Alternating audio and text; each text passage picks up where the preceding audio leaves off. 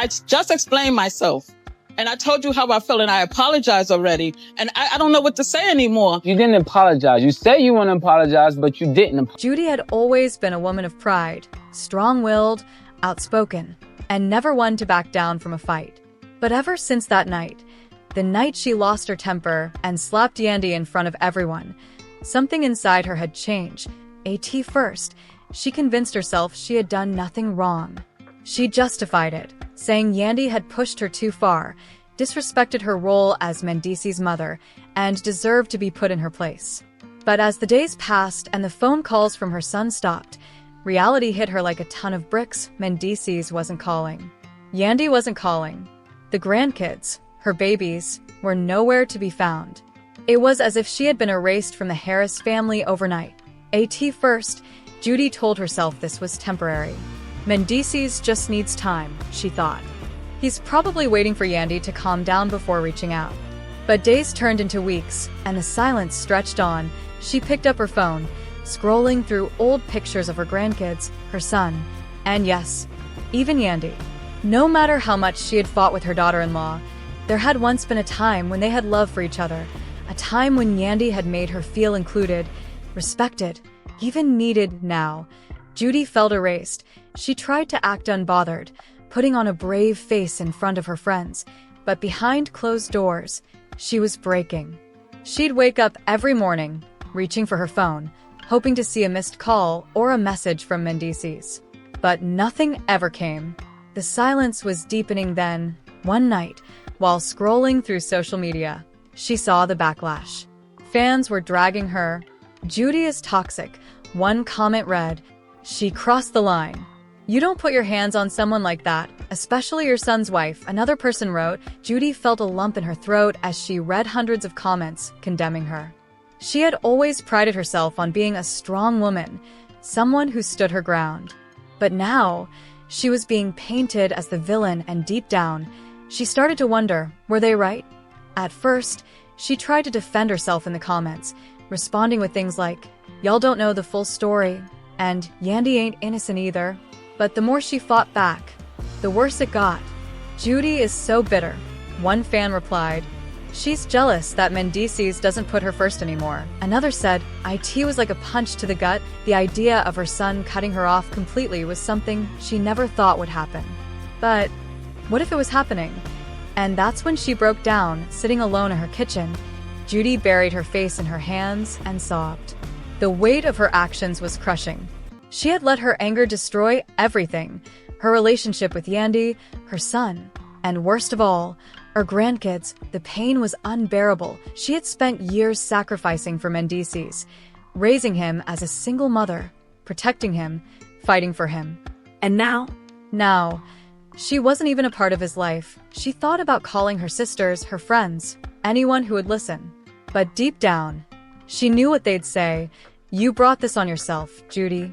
That night, she did something she never thought she'd do. She picked up her phone, swallowed her pride, and called Mendeecees.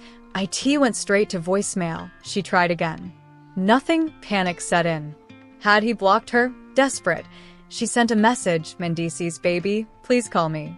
I need to talk to you."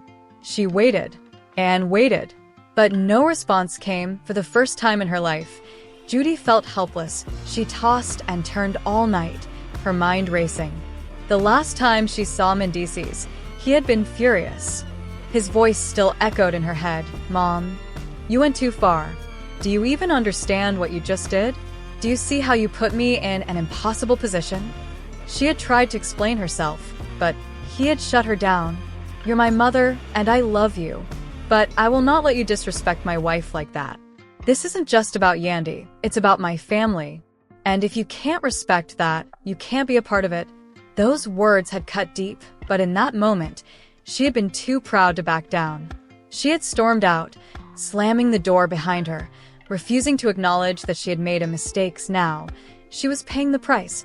By morning, Judy knew if she wanted to fix this, she couldn't go through Mendeecees.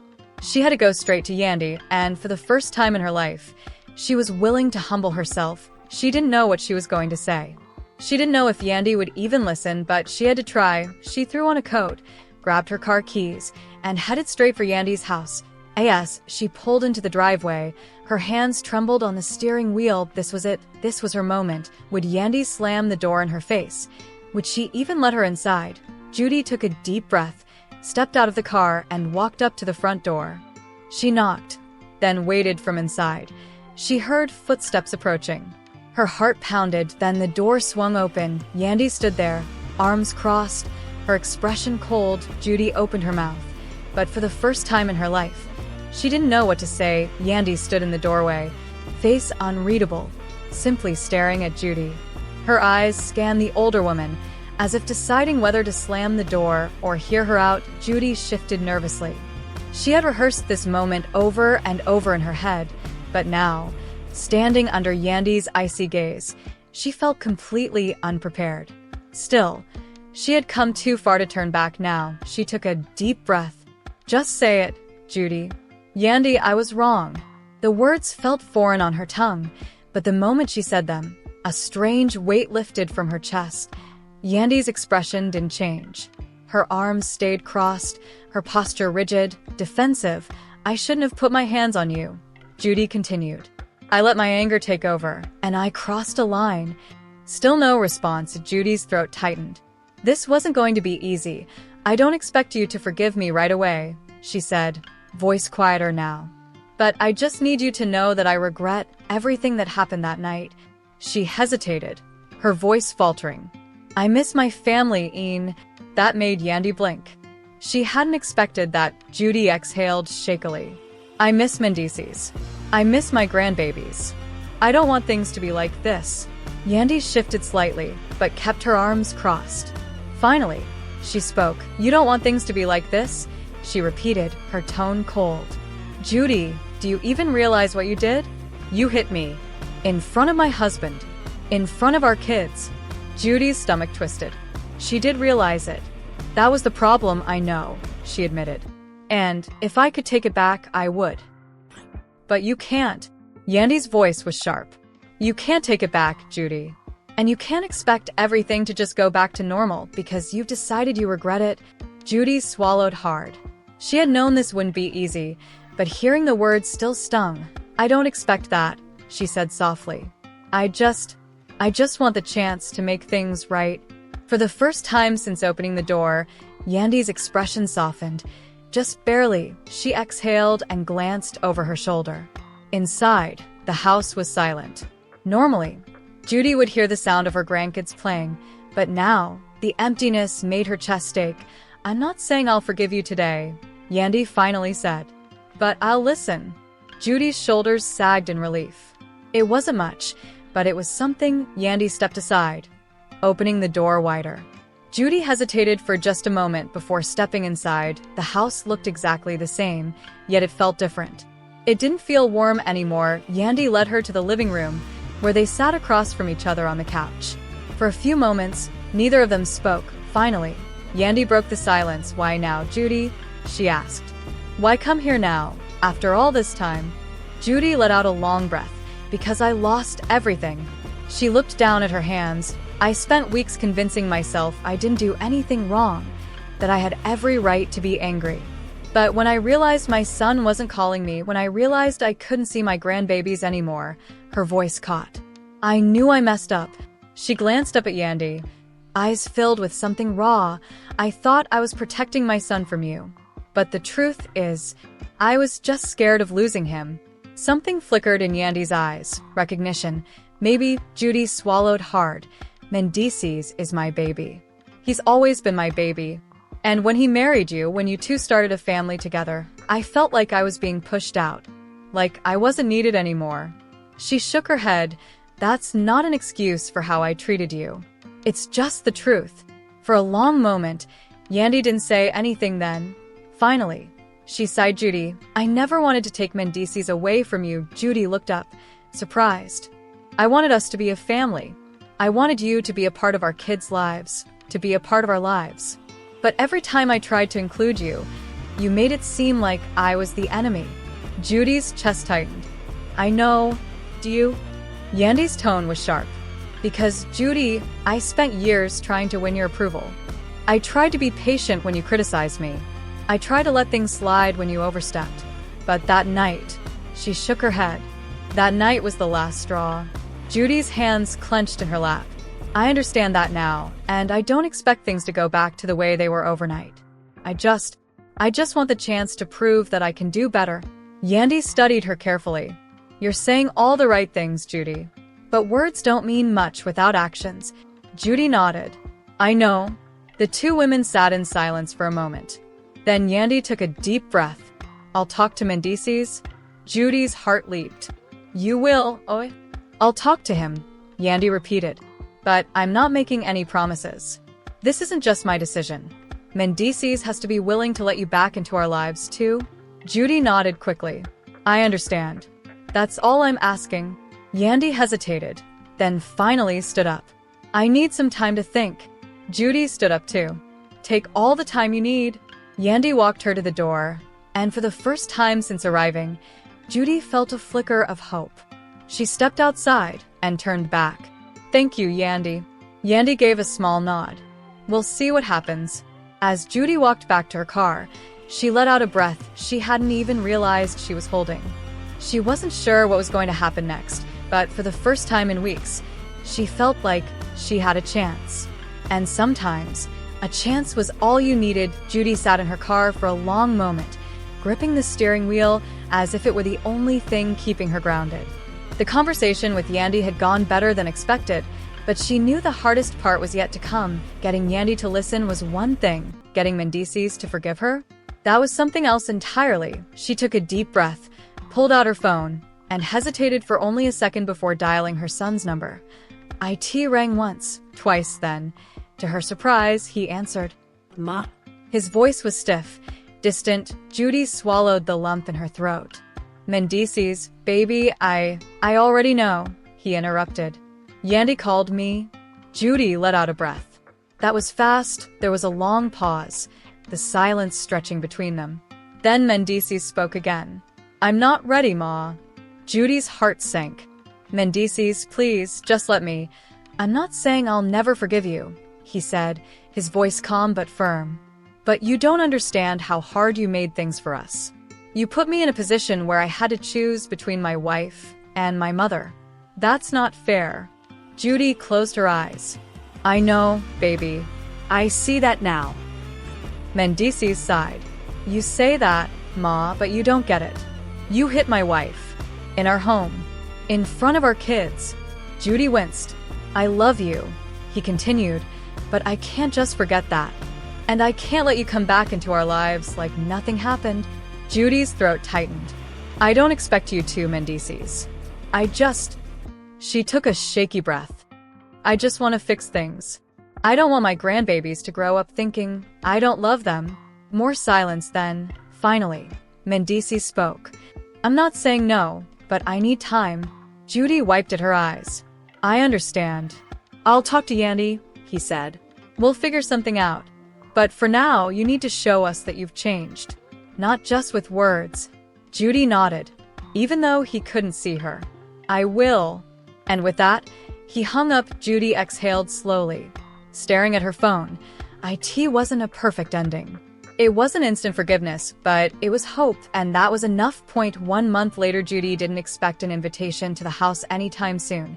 So she didn't push. Instead, she focused on proving herself. She stopped making passive-aggressive posts on social media. She stopped throwing shade in interviews.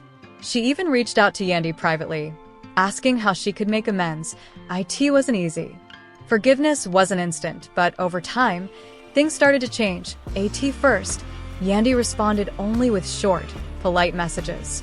But as the days passed, she seemed more willing to engage. They even had a few short phone calls. Nothing deep, but it was a start. Mendeecees, on the other hand, was a tougher case. He kept his distance. He didn't block her, but he didn't reach out either. Judy knew she had broken something in him, something that would take time to repair. Then, one evening, her phone buzzed with an unexpected message. We're doing a family dinner next week. If you're ready to come, we'd like to have you. Judy's heart nearly burst. She stared at the message for a long moment before typing her response. I'll be there. She didn't know what the future held, but she knew one thing. She wouldn't waste this second chance. Not this time. The night of the dinner, Judy stood outside the Harris home. Taking deep breaths, she had been here 1,000 times before, but tonight, everything felt different. She knocked, the door opened. It was Yandy for a second. They just stood there, looking at each other, then Yandy stepped aside. "Come in." Judy walked in slowly, glancing around the house that had once been like a second home to her. The kids were running around. Mendeecees was in the kitchen, and for the first time in months, she felt like she belonged again. Dinner was tense at first. Conversations were cautious, interactions measured, but as the night went on, things started to feel normal, and then something happened that Judy never expected. As she was helping clean up, Yandy turned to her and said softly, "I appreciate you coming tonight." Judy looked up, surprised. "I appreciate you letting me..." Yandy hesitated, then added, "It's going to take time. But I want to move forward." Judy felt tears prick her eyes. "Me too." It wasn't perfect. It wasn't easy, but it was a step forward, and for now, that was enough. What do you think? Family drama isn't easy, and forgiveness doesn't happen overnight. Do you think Yandy and Mendeecees are doing the right thing by giving Judy another chance? Or do you think some lines just shouldn't be crossed? Let us know in the comments below.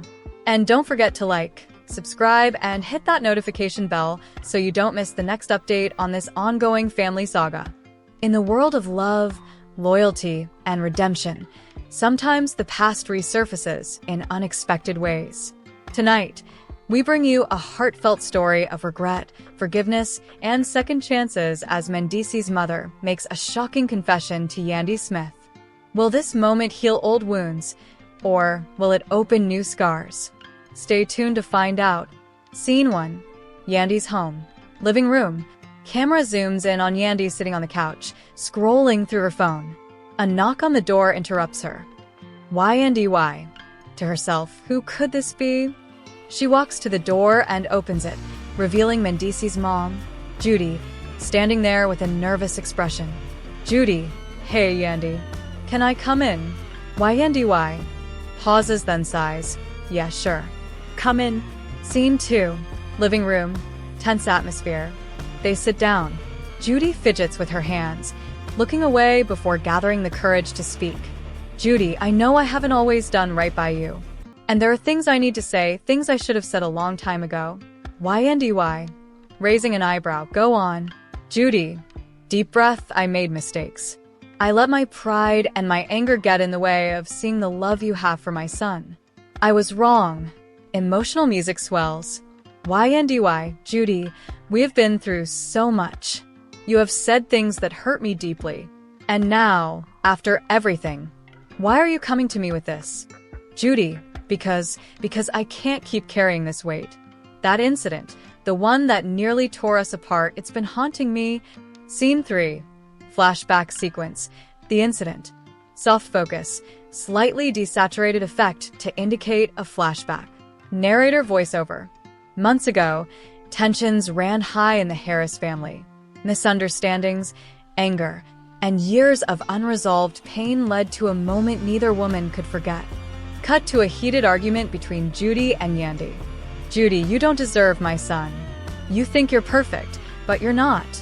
"Why, Yandy, why?" "Judy, I have done nothing but love him and these kids. Why do you keep attacking me?" "Judy, because I was scared. Scared of losing him to you.